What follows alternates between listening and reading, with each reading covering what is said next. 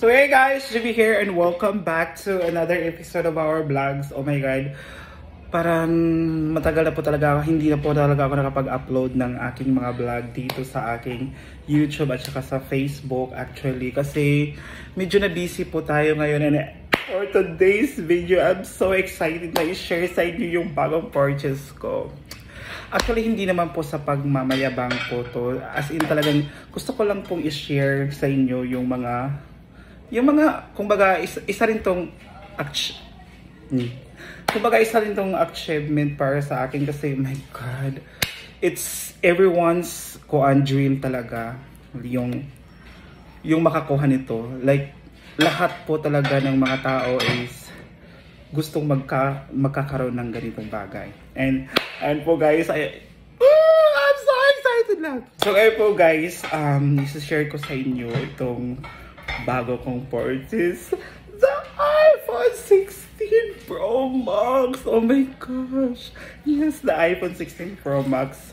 Yeah, actually na-open ko na po to siya and then para po sa inyo, papakita ko sa inyo. And nilagyan ko na lang po ito ng mga eme para medyo mas bongga. Oh my god, I'm so excited. Kayo na-excited ba? Na-excited din ba kayo? So ayun. So this is iPhone 16 Pro Max in the shades, in the shades Desert Titanium. Yeah, this is Desert Titanium, yung latest nilang color ngayon sa iPhone. So, i-open ko na po, i-unbox na natin. So excited! Yes, and yeah. Ito na po siya, guys. Yes. This is the iPhone 16 Pro Max in the shade Desert Titanium. So, ayan, box na pa natin. Ayan po siya, guys. Dahan-dahanan natin pa. Yeah, oh my god, the sounds. Actually, na-open ko na po ito siya. Then, ito po yung laman ng kanilang box. This is the SIM eject tool. SIM eject, yan tawag nito. And sad to say, wala na po silang iPhone logo. Parang, yun ba, baka naman iPhone.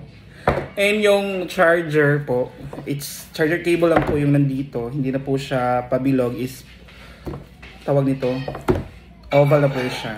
And nandun na po sa kwarto ko. Grabe ang ingay. So ngayon po guys, so excited. This is iPhone Pro Max in the shade Desert Titanium. So, nais ko pong magpasalamat sa lahat ng mga sumusuporta sa akin. Yeah, super. Like, kung wala po kayo, sobrang hindi ko po makukuha yung mga bagay na gusto kong makuha. Yeah, I'm so thankful.